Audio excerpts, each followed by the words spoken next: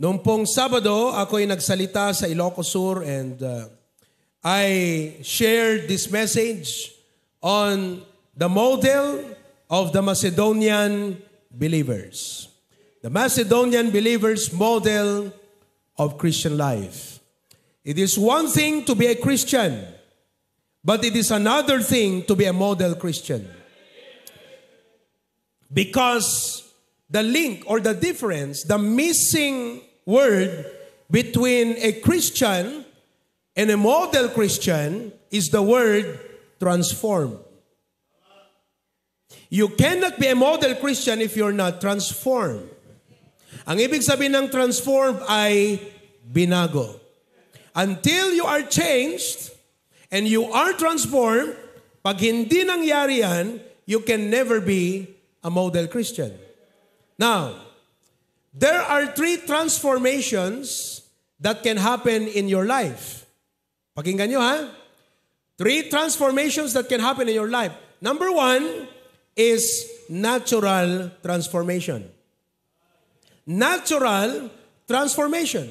Ang ibig sabihin ng natural transformation, ito po yung nakita mo yung sarili mo na, get a picture, tignan mo yung Facebook mo, yung post mo ng selfie mo noong 2015, i-compare mo ngayong 2013, nagbago ba? Nagbago hindi. Ang tawag dyan, natural. Pag ikaw ay tumanda, yung mukha mo, natural. Humina ang katawan, natural. Everyone is transformed in a natural way. Okay? Now, number 2, the second kind of transformation is incidental transformation. Ang ibig sabihin ng incidental, dahil sa nangyari na bago ang buhay mo. Halimbawa, na-disgrasya ka, napilayan ka, di ka makalakad, na bago yung buhay mo as a result of the incident. Hindi ba? Nasunog yung bahay mo. So, tumira ka ngayon, halimbawa, we have a brethren na nasunog ng bahay, and they had to build another house. So pag binisita mo yung kapatid, ngayon, na ang last na visit mo is 5 years ago, makikita mo, nagbagong buhay nyo ah. Bakit nagbago? Incidental transformation. At marami pong mga ganyan sa atin. Okay? Pero mga kapatid, ang pinakamagandang transformation, makinig, ano yung number 1? Number 2, ang pinakamaganda is intentional transformation. Ang ibig sabihin ng intentional, pinano mo, dinicide mo, niresolve mo sa sarili mo, magbabago ako. So, if you are going to be transformed, are you going to be transformed naturally? Pagdating po sa Christian life, walang natural transformation. Wala pong accidental transformation. Ang pagbabago sa buhay ng Kristiyano is always intentional. Halimbawa, magbago yung pagsusuot mo ng damit kung ikaw ay babae. Di ba? Nabago yung pagsusuot mo. Accidental ba yan? Ganyan bang suot mo dahil may nangyari sa'yo na na-disgrasya ka, muntik kang namatay, kaya ganyan ang suot mo? Hindi. Natural ba yan? Hindi. Ang tawag dyan, intentional.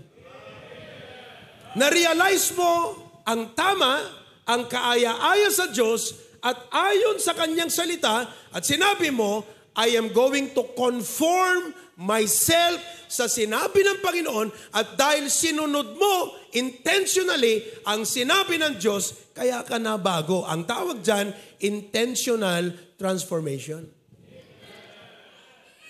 Pwede kang magbago. Pwede kang umangat. Pwedeng umunlad ang pananampalataya mo. Pero kung ganyan ka na passive, nag-aantay na lang lagi, nag-aantay, passive, ay hindi ka talaga magbabago. Preaching nga, hindi ka maka-amen. Paano ka magbabago? Pero kung ikaw yung Kristiyano na, maganda yung lesson ni Pastora, i-apply ko nga, magbabago ka talaga. Uunlad ka. Aangat ang antas ng espiritualidad mo. kayong mga nagtutugtog ng music, yan bang music nyo na yan? Yung mga kumakanta ng choir, incidental ba yan? Ikaw ba yung isang araw, nauntog ang ulo mo, boom! Nawalan ka ng malay. Paggising mo, alam mo nang magpiano? May ganun ba? Di ba? O kaya, pambira, napanood mo lang ganyan, si Regine Velasquez, napanaginipan mo pala, na kumakanta, si Regine Velasquez, paggising mo sa umaga, para ka ng songing bird. May ganon? Wala. But you have to what? Practice. That's what you call intentional. Alam nyo, napagagandang i-message to pagdating dyan sa mga public leadership, business, mga kapatid, applicable tong sinasabi ko sa inyo. Kung nagne-negosyo ka, bigla na lang ba na, ang daming customer, ang dami kong nabentahan. Aksidente to, walang ganon. Talagang tinatrabaho mo yan, hindi ho ba? Ang kagandahan sa atin, sa pagbabago ng buhay ng isang Kristiyano, may bumabago sa atin. Subalit, dapat ikaw mismo makipag-cooperate ka sa Panginoong Diyos na bumabago ng ating buhay. Ulitin natin. What are the 3 forms of transformation? Number 1, basta na lang nangyayari yon. Yung pagtanda ng mukha, nangyayari yan. Pagkulubot, nangyayari talaga yan. Natural. Pampihira, mukha ka ng matanda. Dahil nagkita, para ka lang, totoy. Tapos ngayon, tatay. Bakit? Natural transformation. Ano yung pangalawa? Dahil sa mga insidenteng nangyari sa buhay mo, kaya nabago ang buhay mo. Di ba? Pangatlo, intentional. Ang Christian life, intentional.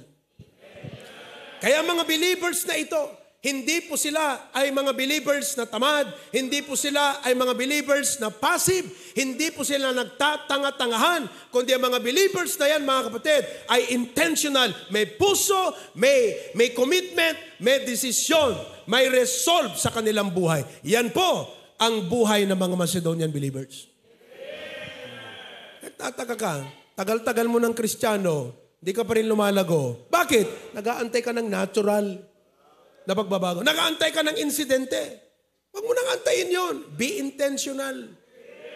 Okay, ngayon, ano yung makita natin sa buhay ng mga Macedonian believers na ito? Number 1, they are models of sufficient grace. Ibig sabihin, talagang inalam nila, pinag-aralan nila, inunawan nila ang biyaya ng Diyos. Ang problema sa maraming Kristiyano, preach ang pastor tungkol sa biyaya, hindi man lang mag-care na, maganda yun Ano bang ibig sabihin nun? How does that apply in my life? Hindi man lang paganahin ang utak ng ganun. Very passive. Kaya tuloy, ilang preaching na kami ng grace hanggang ngayon, disgrace pa rin ang buhay mo. Bakit? Kasi hindi mo inuunawa. Hindi ka intentional Christian. Ibig sabihin, aantayin mo ba na lalago ka sa biyaya na wala kang ginagawa? Lalago ka na lang sa pagpapala na hindi ka nagbibigay? Lalago ka na lang sa pananampalataya na hindi ka nagbabasa ng Biblia? Na hindi mo talaga sineseryoso ang ibig sabihin ng sinasabi ng Panginoon? Walang mangyayari. Kailangan intentional ka. Mula ngayon, sabi ng Panginoon, ano ba yung biyayang yan? Palaging kinukwento ni Pastor yan. Ang daming kwento, ang daming testimony, ang daming pangaral, daming paliwanag. Ano ba talaga yung biyaya? Paano yan na-apply sa buhay ko? Ano yan, Lord? Kaya itong mga Macedonian, sila po ay mga tao na nakaunawa ng biyaya ng Diyos. Ano ang nagagawa ng biyaya ng Diyos sa kanilang buhay? Pangalawa, they are models of steadfastness.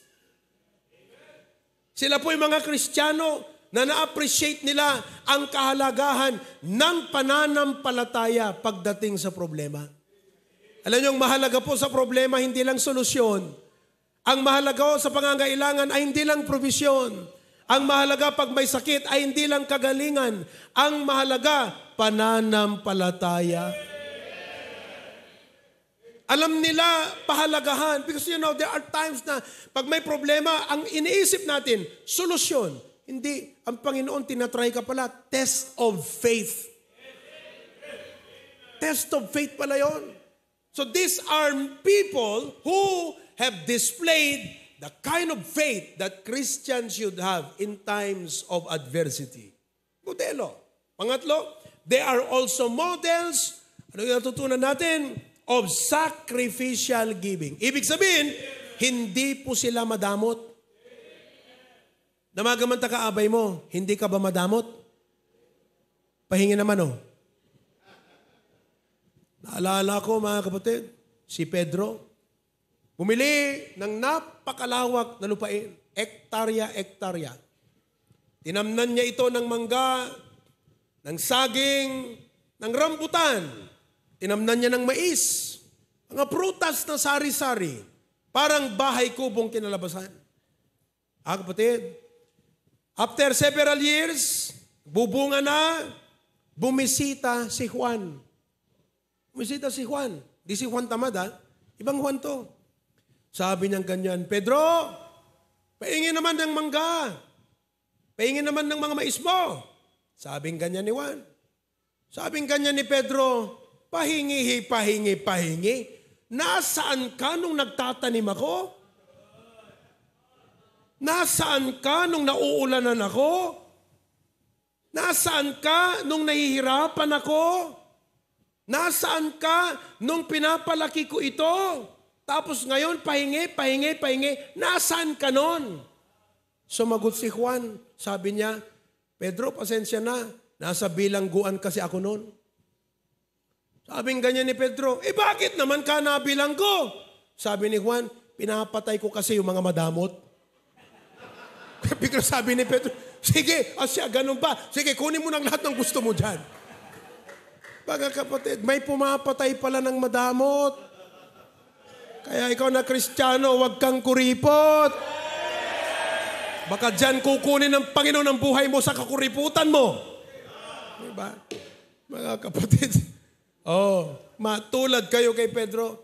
They are yun ang mali model. They are models of sacrificial giving. Di ba? Sabing ganyan, they give beyond their means. Palagi na lang ang mga lesson sa atin is about addressing the issue of living beyond your means. Etong gastos mo, etong wants mo, etong needs mo, eto yung income mo, above your means. Ang nakita natin dito, they are giving above their means. At ang nating natutunan dyan, mga kapatid, nang tinitignan ng Diyos sa ating pagbibigay kaloob, ay hindi lang sa amount, kundi yung sakripisyo na involved, na ibigay mo yung amount na yan. Okay? Number 4, not only that, but we can also see that the Macedonian believers are models of surrendered lives. Ayan. They are models of surrendered lives. Pakinggan natin sa verse number 5. Tingnan natin, verse number 5. Okay? Of the same chapter. Ayun. And this they did. Tingnan niyo po This they did. Ano po yung ginawa? Ano yung ginawa? Yung kanilang pagbibigay. This they did. Not as we hope. Hindi dahil inaasahan namin. Dahil talagang wala kaming maaasahan sa kanila. Wala kaming ma-expect na kaya nilang ibigay. Dahil mahirap nga naman ang buhay. Pero ginawa nila ito. Sabing ganyan. Bakit? But first gave their own selves to the Lord. Yan po ang aking topic ngayong gabi. Gave their own selves to the Lord. Wala pong mahirap na ating ibigay, ipagamit para sa Diyos kung ang ating puso, tignan yung word na to I want you to catch this word and use this word as a Christian. The word is sold out. Ang ibig pong sabihin ng salitang gave their own selves, ibig pong sabihin, sold out sila sa Panginoon. Tanong ko sa'yo, sold out ka ba sa Panginoon? Now, let me give you some, definition of what it means to be sold out. Okay? Pag sinabi mo kasing sold out sa negosyo, wala na, ubos na. Wala nang natira. So in the same way, pag sinabi nating sold out sa Panginoon, no reservations. Kung para sa Panginoon, okay ako dyan. That's what it means to be sold out. To be sold out means our money, our time, our dreams, relationships, and our possessions, everything about us belongs to Him and will be readily available for His purpose. Yan ang ibig sabihin ng sold out. Ulitin ko, our money, okay? Our money, time, meron po ba kayong mga time? Alright? Dreams, do you have dreams? Halimbawa, dream means, anong kukunin kong course sa college? Anong magiging career ko sa buhay? Our dreams, ano pa? Relationships. Okay? Ibig sabihin, yung mga taong nakakasalamuha mo. Relationship means influence. Diba? Yung mga tao na nai-influensyahan mo. Ano pa? Possessions. Ito man ay bahay. May bahay po ba kayo? Sinong may bahay dito na sarili? Taas ang kamay. Okay? Sino sa inyo dyan ang may sasakyan na sariling dinadrive? May kotse kayo. Congratulations pala. Dinedicate ko yung kotse ni Sister Jen nung, kailan ba yun? Sunday. Nung Merkules, dinedicate ko yung bagong kotse ni Mayan. Nung isang Merkules, nung isang Sunday, dinedicate ko yung kotse ni Doc Lester. Pambira, pag linggo, tinignan mo dito sa church natin, no? Ang grabe ng transformation dito. Di ba? Hindi po aksidente na bumagsak lang tong building dito. Intentional lahat yan. At dahil sa biyaya ng ating Panginoong Diyos. Tapos kahapon, pinag-pray over na namin yung Sangyup sa Labay. Hindi nyo pa nasubukan, puntahan nyo yon sa Sangyup sa Labay sa Vintar. Nung isang linggo, pinag-pray ko yung business ni Brother Ruby. May mga possessions ba kayo? Hello? Buhay pa ba kayo dyan? Okay. Ano pa, mga kapatid? Your position. Ikaw ba'y manager? Ikaw ay boss? Ikaw ay upline? Ikaw ba ay teacher? Engineer ka, may mga tao ka, pakinggan nyo maigi ito. Okay? Pag meron ka niyan, okay? Etong mangyayari, everything about us belongs to Him and will be readily available. Readily available for His purpose. Yan ang ibig sabihin ng sold out. Ganyan po ang mindset ng mga Macedonian believers. Anyaman nga dakadakwada, available para ti Apo. Pihirang yan. Ganyan ka ba? Tanungin mo ngayong katabi mo, ganyan ka ba, Brad? Look at that. Kaya po, nung magsabi si Apostol Pablo, mga kapatid, bigyan natin yung mga kapatid sa Jerusalem. Kahit walang-wala sila, ginawa nila ang paraan para magkaroon at makapagbigay. Bakit po? Because they are sold out for God. Tanong ko sa'yo, ito natin naman, alin dito ang pinagamit mo na sa Panginoon? Alin dyan? Next, alin dyan ang meron ka na hindi mo pa pinapagamit sa Lord? Look at that. Money. Hindi mahirap sa'yo.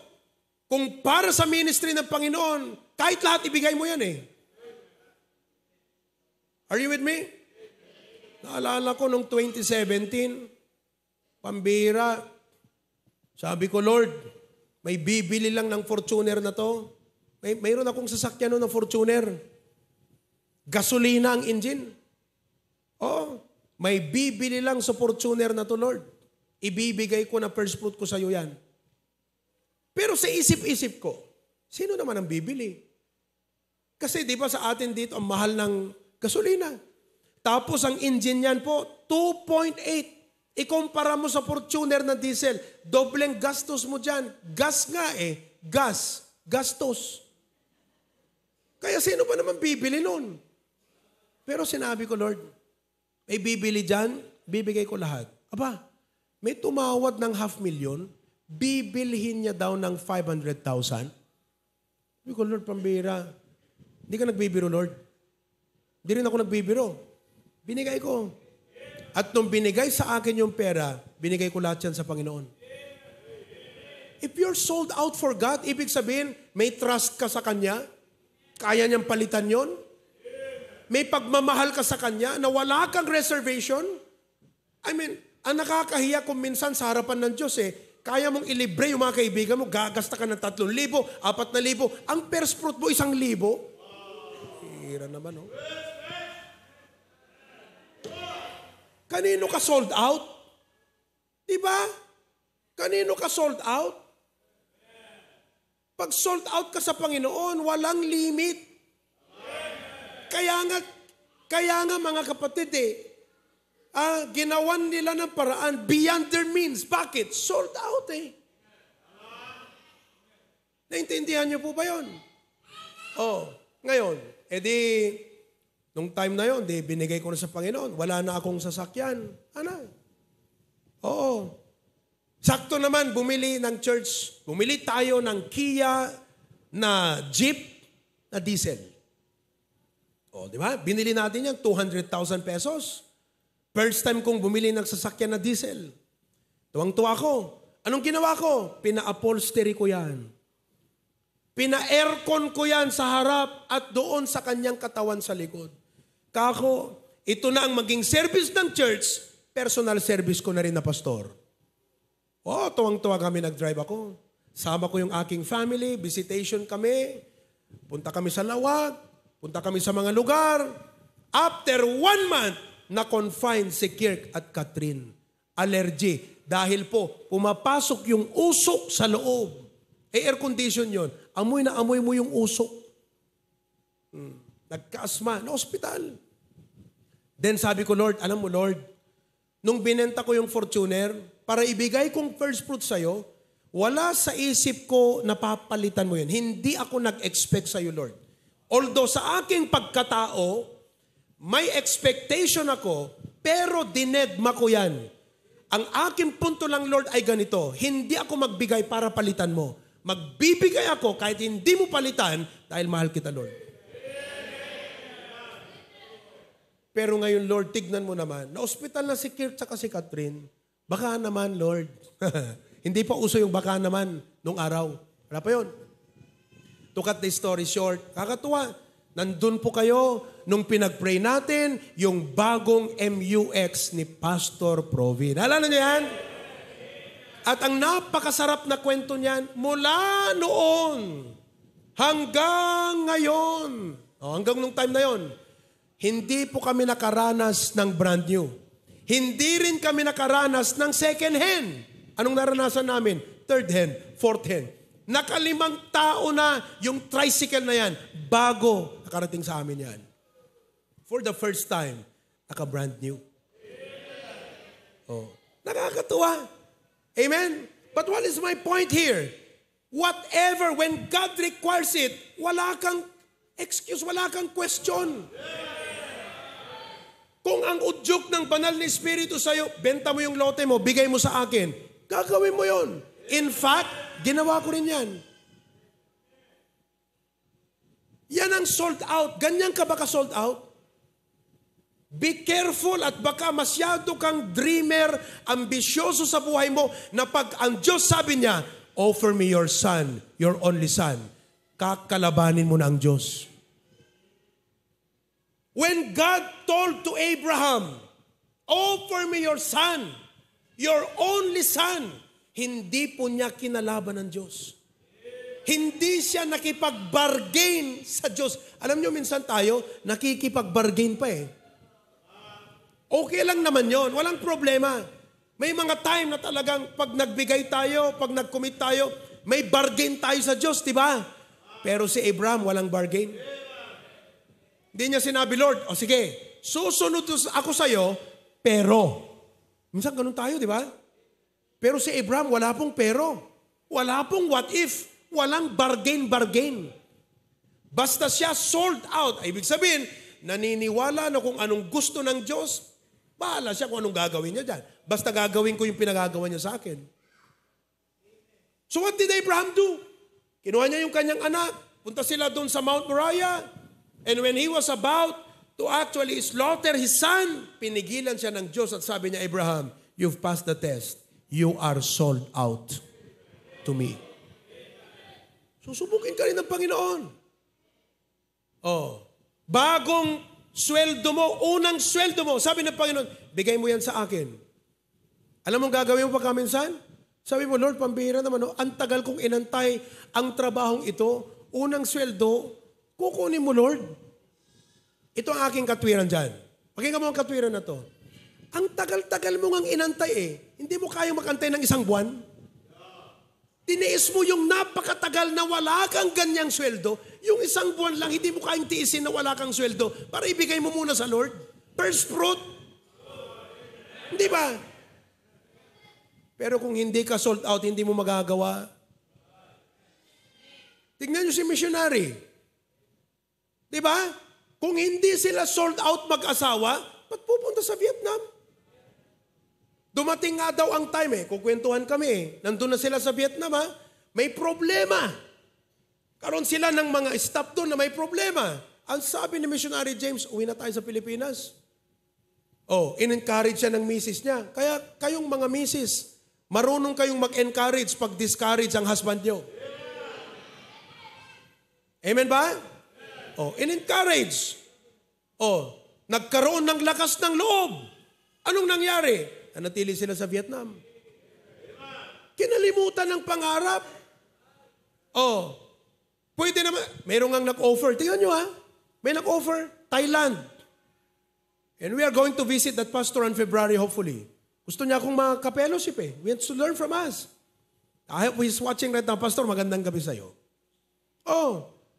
Anyway, may mga pwedeng offer sila sa ibang bansa to go. Mas open, mas okay. Pero sabi nila, hindi, Vietnam tayo. Sold out. Hindi ka talaga, hindi mo marireach yung maximum potential ng faith mo at yung grace ng Panginoon sa'yo hanggat hindi ka sold out sa Panginoon. Yan ang dapat yung iuwi na salita. Na salitang sold out. Your money, your time. Yan yun. Yung ating campus ministry, praise the Lord. Yung iba nating mga members, nagtatrabaho yan, pero nag-leave sa trabaho, pumunta, sumama sa campus ministry. Sold out. Lord, kung kailangan mo ako, sige Lord. Ala ka dyan kung halimbawa man, Lord. Ewan ko anong mangyari dyan, basta yun ang gusto mo. Susundin ko yan. Yan ang sold out. Ano pa? Dreams. May mga pangarap ka, pero sabi ng Panginoon, anak, ibang pangarap ko para sa'yo. Sige Lord, kung anong gusto mo, yang masusunod. Sold out ako sa'yo Ano pa? Relationship, yung influence mo. Papagamit mo yan. Okay? Possession, may sasakyan ka, pagamit mo yan sa Panginoon. Magdala ka ng mga tao, isakay mo dyan. Parang yung mga bisita natin ngayong gabi. Sinakay nila sa kanilang sasakyan, dinala dito sa church, sold out. Pinapagamit nyo ba yung sasakyan nyo? Hello? Pinapagamit nyo ba yung mga bahay nyo? Pagamit nyo yung mga bahay nyo. Si engineer, pag sinabi ko, engineer, pwede ko bang magamit yung sasakyan mo? Papa Manila ako, may mga bibili na akong mga materyales. Sige, pastor, siyang mag-a-adjust. Magmumotor, hihiram ng sasakyan na iba dahil yung lingkod ng Panginoon, kailangan yung kanyang sasakyan sold out. May mga projects yan, maraming mga inaasikaso. Pag tumawag si Pastor June, sabi niya, engineer, kailangan kita dito para sa ating project, iiwan niya yan. Pupunta, sold out. Ikaw, ang tigas ng puso mo. Ewan ko bang nangyari sa'yo, pinagpala ka, nagbago ka, hindi ka na sold out sa ministry. Nakapapaidam ka. Ano ba yung Tagalog ng napaidam? Madamot. Napaidam ka una yan. Siyado ka ng makasarili. Hindi mo alam, yang lahat ng yan galing sa Diyos at dapat kung kailangan niya, you make it available for Him. Oh. Ayan si Brother Leo, yung ating member sa Pasukin. Meron po siya ngayong 2 dump truck. Ang ganda ng testimony niyan. Noon, isang dump truck lang na maliit. Tapos bumili ng panibagong dump truck. Eksakto sa ating construction dito. Sabi ni Pastor Jun sa kanya, Leo, kailangan ko yung dump truck mo, mag-deliver dito bukas. Naririnig ko yung conversation nila, naka-loudspeaker. Parang gustong sabihin ni Brother Leo, Pastor, pwedeng mag-deliver muna ako. Pagkatapos ko mag-deliver, ay hindi Leo, kailangan ko yan, first hour. Well, Pastor, sige Pastor. Kasi takot Hindi sold out, takot. Pero sold out din, di ba? Kasi kung hindi sold out yan, na-offend na sana yan. Ano lang ako kung natin sarili na, grabe mo't ni Pastor, naka-ar-ari, di na maawatan, agsapsapulak, itayt saktumat lang. Pag nagtawag, akala mo kung siya ang may-ari ng buhay ko. Kung hindi sold out yan sa Panginoon, na-offend na dapat yun Kaya kayo mga Kristiyanong na-offend pa dyan, hindi ka kasi sold out. Tingnan mo yung mga Macedonian believers, may mahirap pa silang gawin? Yung mahirap nagawa nila, yung imposible, ginawa nila. Bakit? Saan ang hugot? Saan ang pinanggagalingan? Galing sa pusong sold out. Yun na yun. Oh, kaya sasabihin niya, ay sige Pastor. Ay, naku, pambira sa'yo. Kinabukasan nandyan na ang dump truck ni Brother Leo. Nandyan ba siya ngayon? Kung wala siya dyan, nawala yung sold out niya. Yan nga, Brother Leo, Amen? Amen. Are you sold out in the ministry like the Macedonian believers? Amen po ba? Amen. Oh, itong mga adults natin, naglilinis dito ng Sabado. Kung hindi ka sold out, wala ngang nagpapamerienda sa kanila, kaya baka naman. Di ba? Ilang Sabado na, walang nagpapamerienda sa kanila mga kapatid. Pero hindi sila naghahanap. Hindi yung, pambira, tumutulong kami rito sa church, wala man lang magpamerienda sa amin, walang magpakain. Kahit man lang si pastor, hindi niya man lang makita, pamerienda. Hindi ko kayo napapansin na Ang dami nating gawain Pero hindi sila na-offend. Bakit? Sold out. Baka nga yung mga ibang dyan naglilinis, kanya-kanyang baon yan. Katapos maglinis, kakain ng saging. Kanya-kanyang baon. KKS, kanya-kanyang saging. Oh. May magpamerienda o wala? Nandun. Bakit? Because they want their life to be used by God. Kapatid, you need to be sold out for God and for the ministry. Makapit kayo rito sa harap. Lahat kayo dyan. Go to the altar. Let's pray tonight. Bago ako manalangin. Come and kneel down and say, God, here is my life. My time, my dreams, my relationship, my possession, my position, my money. Lord, lahat ito, it belongs to you. And Lord God, they are available for your use. Lahat ng ito, Panginoon, available lahat to para sa iyo, Lord. Gamitin mo sa gusto mo. Ang aking influence, Lord, gamitin mo, Lord. Use me. Use everything I have. I'm sold out for you, Lord. Halika kayo rito. Let us pray to God tonight.